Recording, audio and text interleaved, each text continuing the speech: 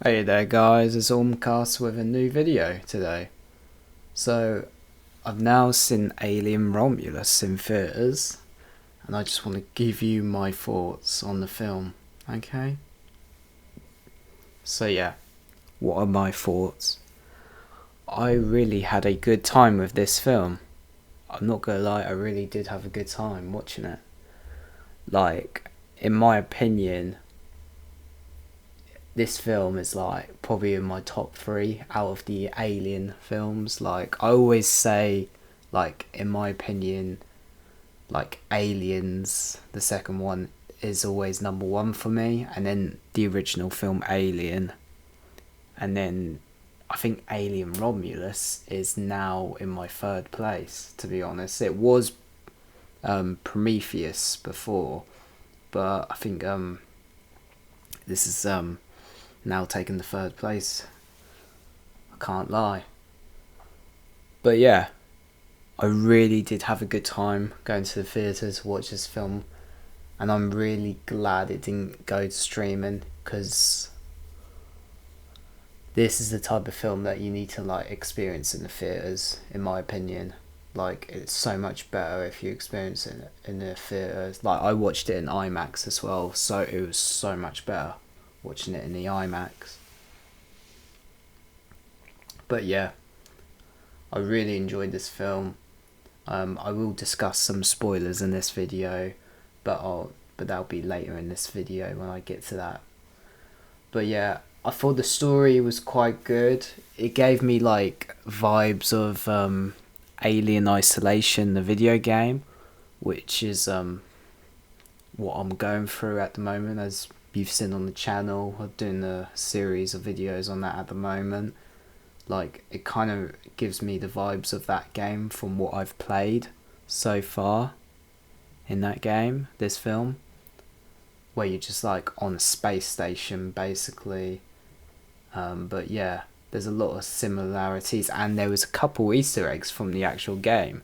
I noticed like if you played Alien Isolation, you know you have like these save points where they're like these emergency like phone like checkpoints in the game, and there was actually one or two of them actually in the film on this space station, which was pretty cool. I noticed it straight away because obviously I'm playing it on the channel at the moment. But yeah, there was like one like Easter egg I noticed. There was like a few other Easter eggs as well, which were pretty cool. We got like a tie-in to like the Prometheus and I guess Alien Covenant films, like the prequel films that Ridley Scott did, because I thought they weren't going to tie anything into those films, because I know they were going to do like a third prequel film, but that never happened. I think that was probably just because of how Alien Covenant performed at the box office and that.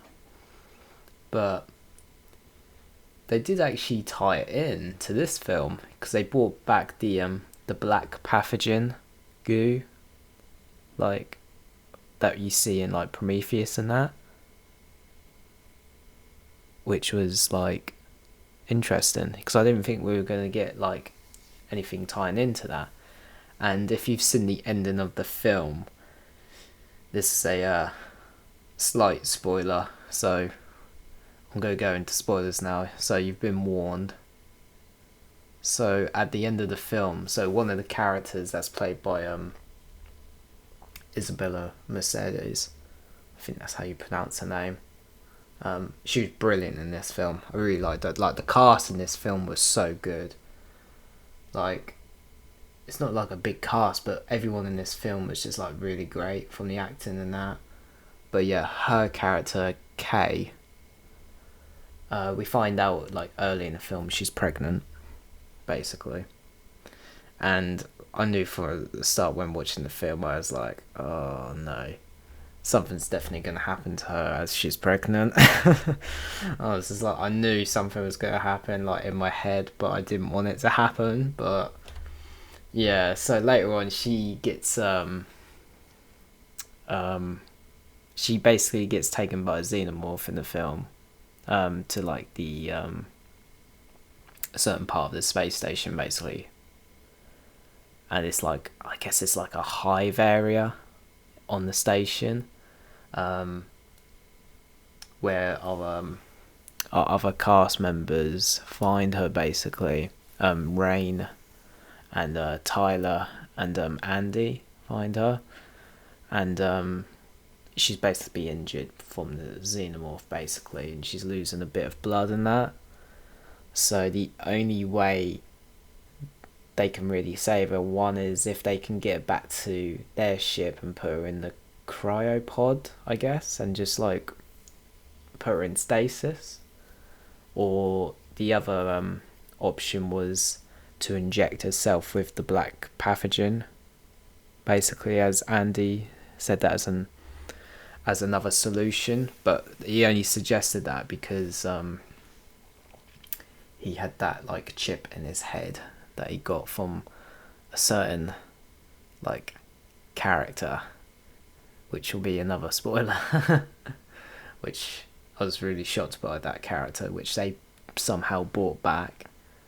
But yeah, so yeah, she's obviously pregnant, so she injects herself, and I was just like, oh no, this ain't good. Something's gonna like happen to the baby. So, like, she goes from, in a matter of hours, she goes from like not having like a pregnant belly to like having a full like pregnant baby in like hours basically, because she's injected herself with the pathogen. And she gives birth, and we get this new like alien hybrid creature that looks very similar to the engineers that we see in Prometheus, Alien Covenant, and like throughout the Alien franchise in general, which was like, yeah, it was very interesting. It was very tall, and it clearly had like a xenomorph tail as well, and it had like the little little mouth thing that the xenomorphs have like inside their mouth, like the other mouth basically. But yeah, which was interesting. So we get that as like the final boss of the movie, which is quite interesting. This like alien hybrid human engineer looking creature basically, which was quite interesting. But yeah, basically not everyone pretty much dies in this film as well, except for Rain, who's the main lead of this film, and Andy, who's basically a synth, like android basically, like synthetic android. He gets damaged in that final boss, but it kind of seems like maybe Rain is going to find a way to fix him, because like, even though she's like, she knows that he's a synth, she always sees him as like a brother, because her dad found him, I believe. That was said in the film. So yeah. So it was nice seeing kind of like a brother, like sister-y, like relationship between them. Yeah, it was pretty cool seeing them, and even like the other characters like Isabella, Mercedes. You've also got Archie Renux, I want to say that's his name, who plays Tyler. You've also got, I'm probably going to butcher his name, but you got characters like Bjorn, which is played by Spike. He was a bit of a he's basically a bit of a dickhead in the film, to be honest, but that's the whole point. But he had a reason why he was like that, because we find out in the film that his mum was killed in the mines by a decision that was made by synthetics. So that's why he doesn't like Andy as much in the film. And then you've also got Navarro, which I'm probably not going to pronounce her name right, but it's like Aline Wu. She's also in the film. She's probably the first one that dies basically in the film, because she gets caught with the face hugger around her, and then that's where we get our first look at the xenomorph coming out. So yeah, there was some stuff in the film where it was just like, oh, that's pretty gruesome and that. But yeah, I still really had a good time with this film. The cast was amazing. The director, Fede Alvarez, I want to say his name is. Like, I've enjoyed his previous films like Evil Dead and Don't Breathe. I've enjoyed those films so much. So I knew this probably be a banger, this film. So, and I have seen him talk about some other stuff as well online, like how the xenomorph was all like practical, like an animatronic, which was cool. Same with like the face huggers. They tried to not use as much CGI in that for a lot of stuff, which is pretty cool. Like, I saw like behind the scenes like videos of the animatronic for the xenomorph and the face huggers, which was really cool. So yeah, that was pretty cool. But yeah, this the space station, which is like the Romulus space station, there's two sections of it on this space station basically. So one side was called the Romulus and then the other side was called the Remus, but obviously most of the action is taking place on the Romulus side. We do go to the Remus side a little bit, but most of it takes place on the Romulus side of the space station, which is pretty cool. But yeah, like the beginning of the movie, so the xenomorph, I don't know where the xenomorph came from. So basically, they find this random ship. It starts off where, if you've seen the first Alien film, you know the ship in that film is called the Nostromo. So, and obviously it's destroyed basically. And we know that like Ripley from the first film, she obviously escapes and that. She's like the only survivor basically. But yeah, this random ship goes to the wreckage of the Nostromos. And they find this like cocooned like alien life form basically, which has been trapped in this like cocoon. And I don't know, it kind of seems like they're saying it's the same alien from the first film, which is like, okay, because we know from the first film that Ripley ejects it out of space and then burns it with the thrusters on her, like on her ship, the little shuttle that she escapes on. So I'm just guessing maybe when she obviously ejects it out of space or whatever and then like burns it like with the thrusters on the ship, maybe from the thrusters it like turns the xenomorph into like this like cocoon around it, I guess, or like, and then obviously like just freezing around in space, I guess. But I don't know, it's not really explained really, so that's just like a little plot hole. But yeah, it is quite interesting. And then this random ship at the beginning of the film finds that cocoon and obviously takes it back to the space station. They cut it in half, and basically it seems like the creature escapes and kills everyone on the station basically, and that's basically how it gets loose. But yeah, it's not really explained how there's like so many face huggers as well. So like, because obviously normally like with the alien like eggs, you need a queen normally to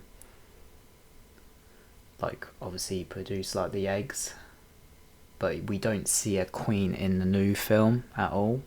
In the hive that we go to, where because there's a bunch of xenomorphs on the space station, but we don't see where they've come from. So we don't see a queen or anything. So we don't even know if it's like a clone thing or something to do with the pathogen.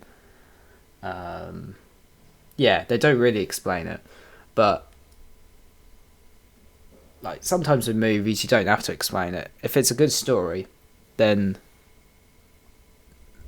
that's all I can really ask for with movies, to be honest.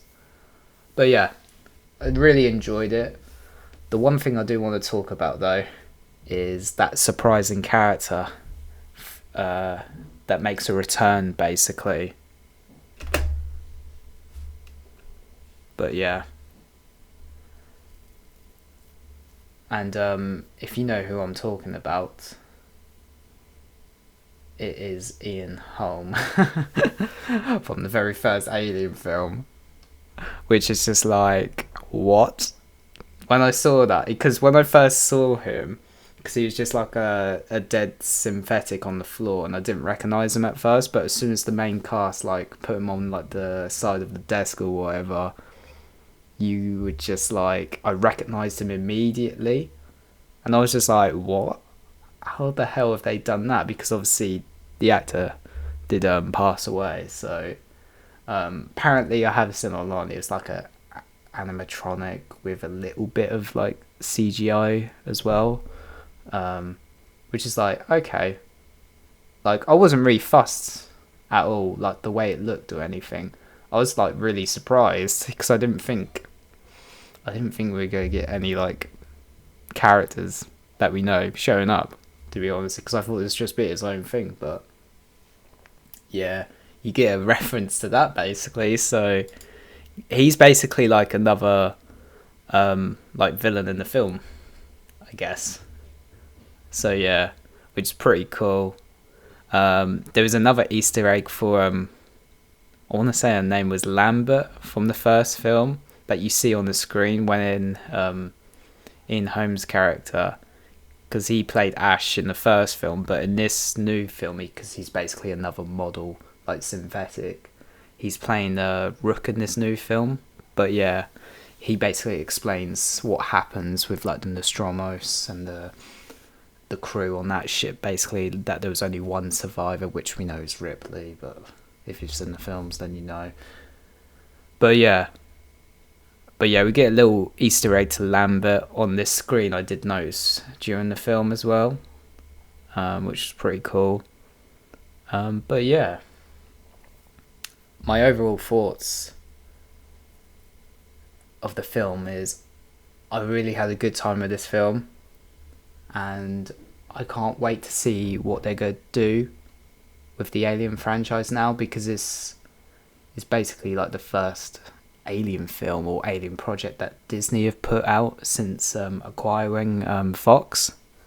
I know last year they put out a Predator film, I think it was last year, like the Prey film, and I thought that was brilliant. The only thing was, I wish that came to theaters, not streaming. Like, I thought that was so good, and that was like really cool, that film. And I know they're doing a sequel apparently, or they're working on one for that. There is like another Alien project coming out, which is like a TV show, and I think it's going to be called Alien Earth apparently.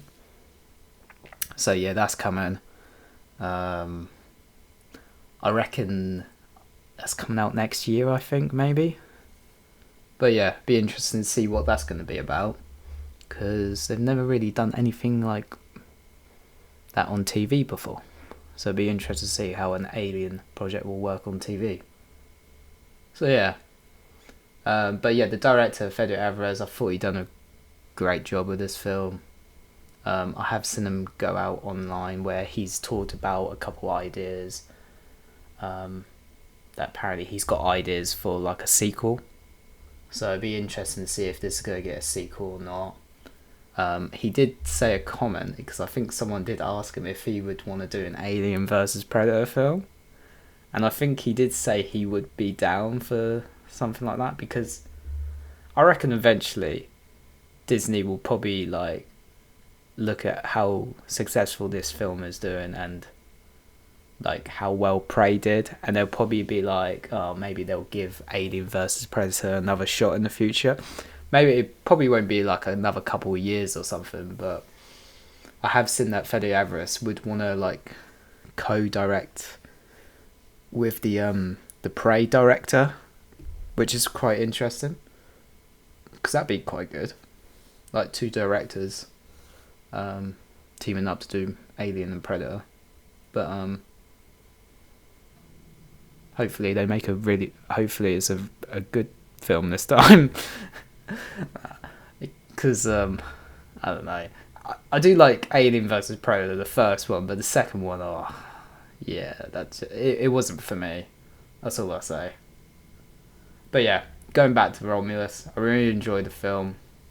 Had a good time with it, and I'm curious to see where the Alien franchise is going to go next.